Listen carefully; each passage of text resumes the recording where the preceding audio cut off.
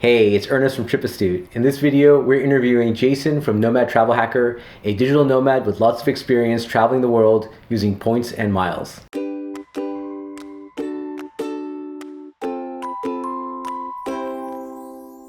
Jason is a fellow credit card and travel content creator, and also a great guy with a wealth of knowledge. He has some really interesting videos on how to use points and miles to travel the world as a digital nomad. And his format is definitely unique compared to what you'll see on many other similar channels. For those of you who don't know what a digital nomad is, it's basically someone whose lifestyle revolves around working remotely while traveling and is not constrained by a physical office or location. It's actually a trend that's really been growing and is especially popular with millennials who want more flexibility and satisfaction in their life and career. In fact, countries are even starting to invest in infrastructure and resources to help attract digital nomads to their country. I hope you enjoyed this interview with Jason. If you're someone who is curious about or even considering becoming a digital nomad, I think you'll find that Jason is a great resource on the subject. Thanks, Jason, for making the time today to chat. I know you're super busy, and I think right now you're in Lisbon, if I'm not mistaken. So super cool that you're making time to meet up and collaborate. I'm really happy to have you on the channel. Yeah, thanks, Ernest. Thanks for having me on. I appreciate it. Big fan of your channel. And yes, I am in Lisbon, Portugal right now. Cool. So I guess before we get started, I know that you have a channel that's really focused on points and miles, but also the whole digital nomadic lifestyle. So wanted to learn more about you. Just if you could give me just a quick background as to who you are, where you're from, kind of how you got started. Sure. So kind of the elevator speech is I was in a lot of debt in the U.S. I had like $80,000 worth of student loan debt. And at that time, I ended up selling my house, paying off all my student loans. And I'd worked in like digital marketing and basically just on my laptop for a decade now. So I'd always wanted to just work for myself as well as travel. So I decided to do all three of those at the same time. Sold my house in Colorado, started two of my own businesses, and started traveling right about May of last year, April, May, something like that. And I've been on the road pretty much since then. And yeah, you know, doing the digital nomad thing. I've been to, I don't know, 14, 15 countries, something like that since then. And just That's awesome. Searching the globe for good Wi-Fi since then.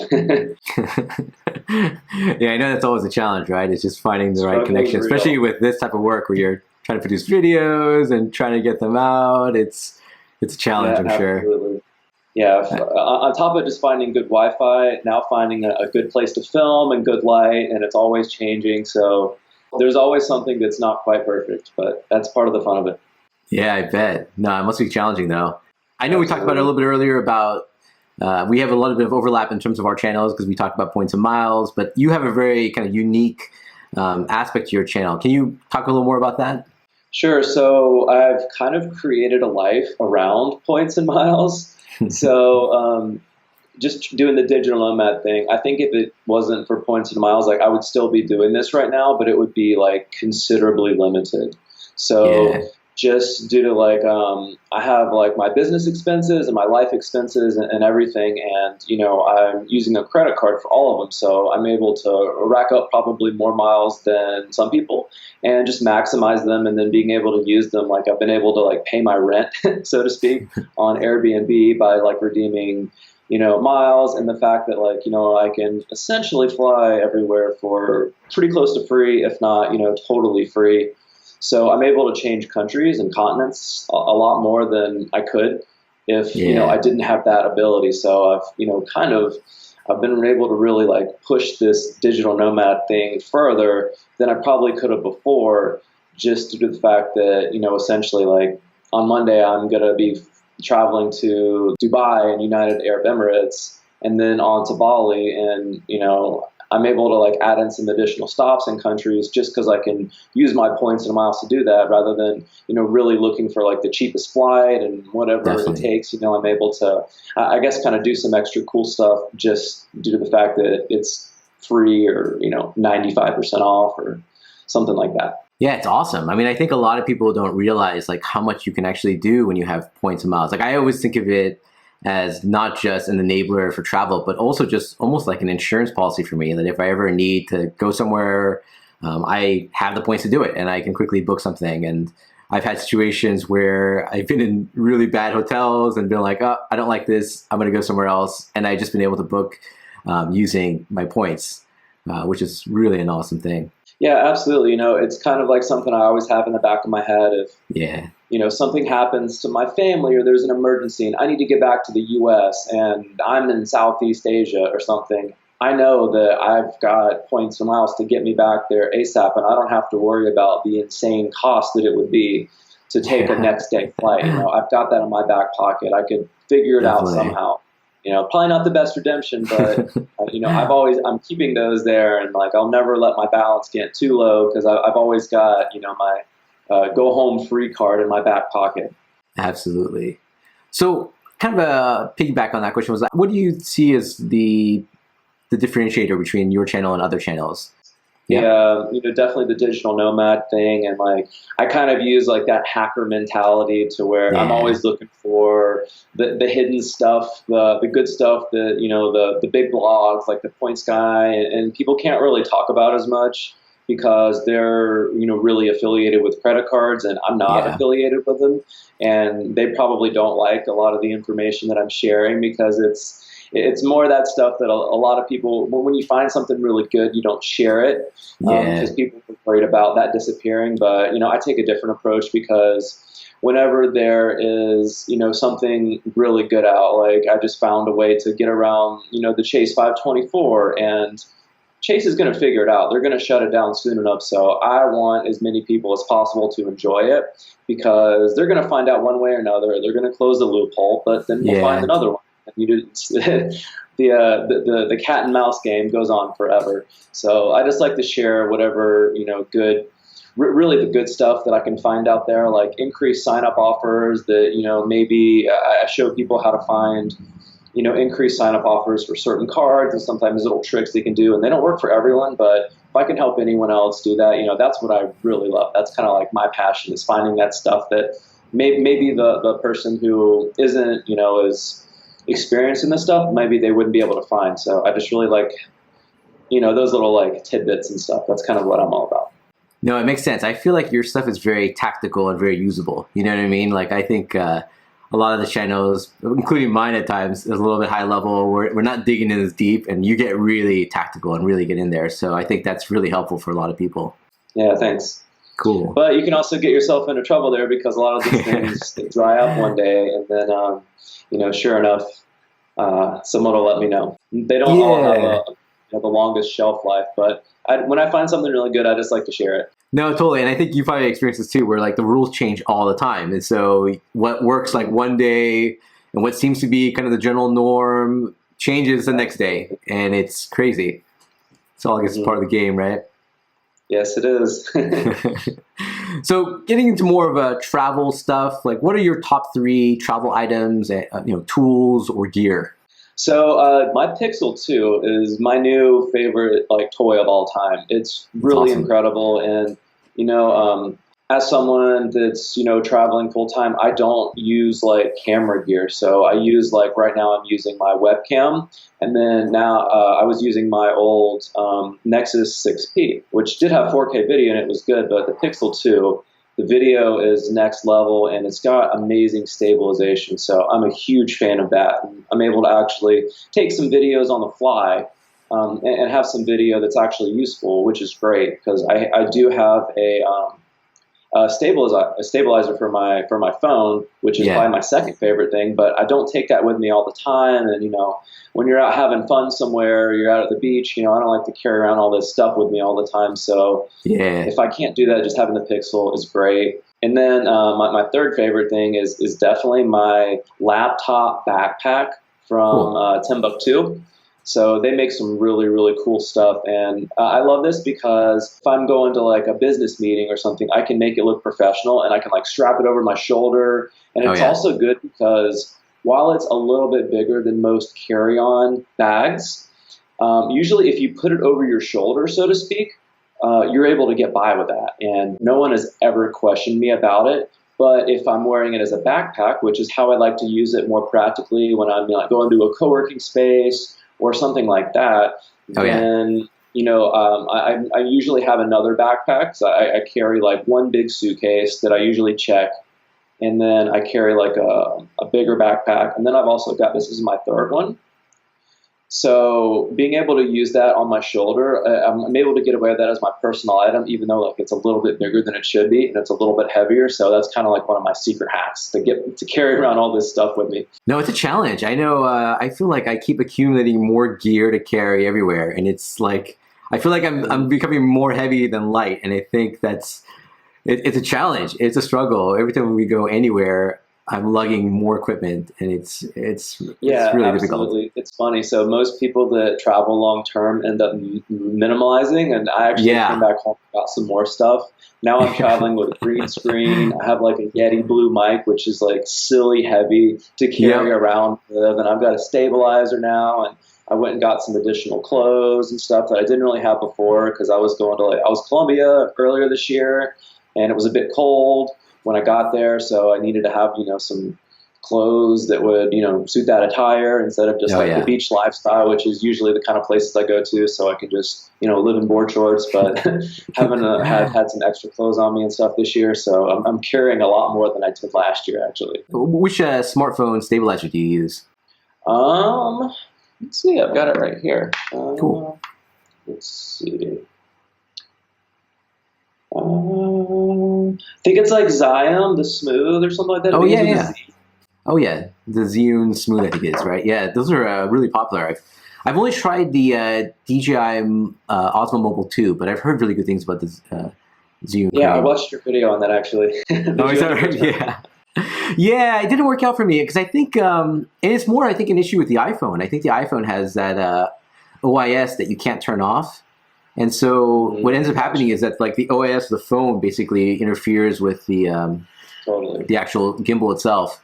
And then you get that weird jitter. That was one thing that I had to learn. But yeah, the gimbal stuff is really cool. Actually, I'm thinking about getting a gimbal now for my my DSLR just because I think it'd be really cool to get more cinematic shots. And I really want to start playing and learning how to do better video. But yeah, it's also one of those things too where I struggle with like carrying too much gear, and I worry that it's just one more thing I have to carry, and realistically, will I want to take it? Yeah, absolutely. It's a struggle. You know how it is.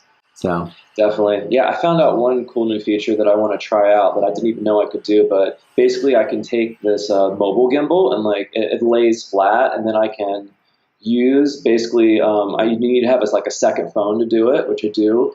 And you can basically just use it as a remote control and get it to like move. So like it's on a flat surface and it's super stable. But like I started testing it and it looks really cool and really professional. And that's awesome. It's pretty incredible what you can do with a phone these days. I know, it's amazing, right? I mean, honestly, like my phone is like my backup camera and actually it ends up being my primary camera a lot of times if I don't have my DSLR with me. And it's amazing that it's able to capture 4K footage. Like there's a lot of even consumer or professional grade equipment nowadays that doesn't even capture 4K at 60 frames per second, and my phone can do it, which is amazing. Yeah, exactly. That's why I just use that because it's good enough for me. My videos are not like as creative or as professional as like you or like a lot of the other out there. I'm more going for like right to the nitty gritty. I'm using my green screen because I never know what kind of background I'm going to have wherever I'm living or getting good light, and just using PowerPoint so I can kind of just like get to the point, information based. My videos are more like you don't even need to watch them; you can just kind of play them in the background and listen. As a lot of my viewers have told me that they just kind of listen to them in the background while they're working or doing something else, which is kind of like what I'm going for. So I try to add in some snaps here every 30 seconds to a minute to try to make them interesting if you are watching, but they're really more information based, and I'm not really going for the super creative, and because I'm not really a filmmaker. My videos are pretty simple, and they probably always will be. Well, I think they're really cool, though. I mean, the whole green screen thing that you were doing is very cool, and I love the fact that you're mixing it up now. You're doing some like vlogging style videos, which it's really cool, and I think you should give yourself more credit because like I have the luxury of just using a controlled studio and things are always the same and it's a lot easier. But you're mixing it up. You're always in different locations, different connectivity, all that stuff, and I think it's pretty awesome that you're doing all that stuff. Cool, thanks, man. Yeah, no worries. So, any favorite travel experiences or destinations? Yeah, definitely. So, and I'm actually headed back there shortly, but Canggu, Bali was Oh, wow. definitely my favorite place so far. I Yeah. spent 3 months there last year. I hadn't intended on being there, but for maybe like a month last year, and I got there and knew I was like, this is where I need to be in the world right now. It's kind of like an up and coming place. I've heard it's really like changed a lot in the last year, and it's kind of like the hot Yeah. spot in Bali now. So don't go there. But it's just lots of cool, trendy cafes and lots of places with good Wi-Fi. There's some really amazing co-working spaces. A lot of like digital nomads there, and I usually try to go places where there's lots of like digital workers and stuff. So there's Sure. a cool community, and Bali in general is just it's got an energy like nowhere I've ever been. And it's just such a cool place. So really excited to go back. I feel like a lot of people that I know who are doing the digital nomadic lifestyle have been working from like the Philippines, but it sounds like Bali is becoming like the new Philippines, right? In terms of like workspace and that whole lifestyle.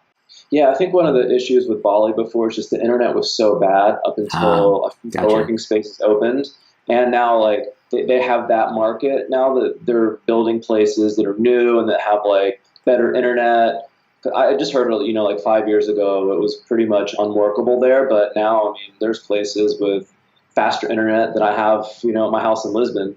Um, That's awesome. that are pretty easy to get to. So I think that's definitely helped a lot. And just the new trend of co-working spaces, which is just great in general for online entrepreneurs, like myself, because working from home all the time gets pretty boring sometimes. And it's nice to have people that know all my nerdy tech stuff and can understand all the terms I'm talking about and other content creators and the things we're in a pretty small minority here. So Yeah. able to talk to other people doing the same thing and understand your struggles and that kind of stuff. It's really cool, and it really makes you feel like you're not out there on your own. Well, I think you're definitely onto something because I know that I just was watching the other day that they had this article about how millennials are quitting their job and traveling. And basically, it's a new thing is trying to adapt your work with your travel and being able to do both at the same time. And I think like people like you are kind of on the forefront of that and you'll be able to share information. And that stuff is very relevant, I think, to a lot of folks who are thinking about it or actually making the plunge. I think just the workforce in general is going more remote, Yeah. just due to like the costs of having an office now, and like you're in LA, so I'm sure it's probably like at least 5,000 a month for a company to have an office. Yeah. And if you're all just working on your computers, like do you really need it? And Yeah. there's now having more of these like shared offices to where you can just kind of rent them and use them for when you need to have a meeting with a client or when you need to get the whole team together in one room. So, and instead of having to pay, that huge amount of money, and then you spend an hour, or if you're in LA, maybe 3 hours of traffic to get to and from work, and it's just like not as good of a lifestyle. And like we're here, I'm in Lisbon, you're in LA, and we're chatting over the phone. So the fact that Skype and all these other video services have really like closed that gap so much, I think that that's Yeah. really helped the digital world. And there's all these new different tools that people use to keep in touch. Like Slack is really popular, and just all these different things to where it doesn't really matter where you are as much because everything has just gone so online based. I think No, that it's so true. really helped kind of close the gap, and a lot of people are just they're working on lifestyle businesses to where making as much money as possible, which has kind of been like the goal for a long time. It's not quite as important anymore, and more or less Yeah. having more freedom. I know I struggled with that as well because since I left college, it's always been about, oh, I need to have stability. I need to be able to make an income. All that stuff was really important to me. And I feel like in the last couple of years, it's felt very empty as a goal. It's felt very unfulfilling. And being able to work on TripAstute and do all this other stuff has been a really good thing for me because I feel like it's really helped me feel better about what I'm doing, find more purpose, and just Yeah. having more value in like the time that I'm spending at work.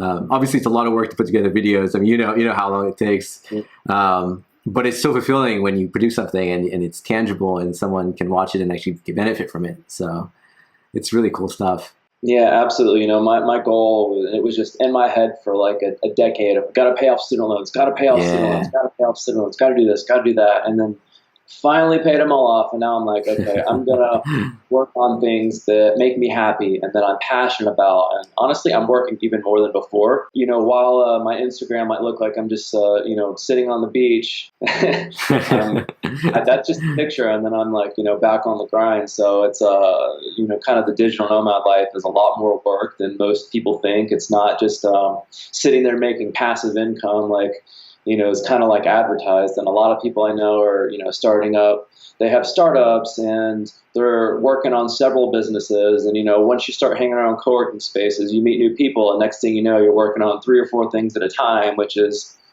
it's a lot of work, but like it's a lot of fun too.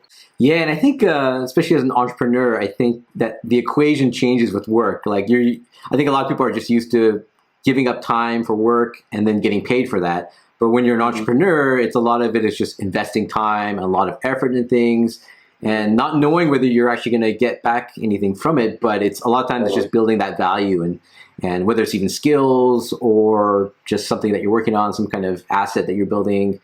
It's a different equation, and I know I'm also adjusting to that as well. Like not because I'm trying to do more freelance work now, and it's a different kind of mentality to say, okay, well, I'm going to work 3 hours on this, but I'm not going to get paid for 3 hours of work. But at least I'm gaining something from it. That's whether it's a skill or I'm building something for the future. So before we close it out, anything that people should know about you that may not be apparent from your channel? Any crazy like ninja skills or any crazy hobbies or interests? I don't know. Just from my film locations, I'm a surfer. You know, I love to chase the waves and pretty locations, and really go off the beaten paths, like, you know, Colombia and Nicaragua, and a lot of places that a lot of people don't even want to go. So I like finding like really kind of like untouched places, which definitely makes it more challenging to work from. But I really enjoy that kind of stuff, and I've been to a lot of you know, more modern places, and I don't know, just like somewhere like Bali, like I just kind of like that like different style of life that's like a bit more relaxing, and the people aren't as like stressed about work like here in Portugal, you know, like I mean it's just like that European like style, like more laid back, and you know things don't open as long. Like the co-working spaces I'm at close at like 6 o'clock, and I'm like, no, I need to work 5 more hours. But they're like, we're gonna go have some beers with friends, you know. So it's it's like good lessons to me to like go out and enjoy life a bit, I guess. Which I spend a lot of time in cool locations, but I don't get to see as much of them as I would like. So I guess just like trying to hang out in places like that help remind me, you know, to go enjoy life a bit more.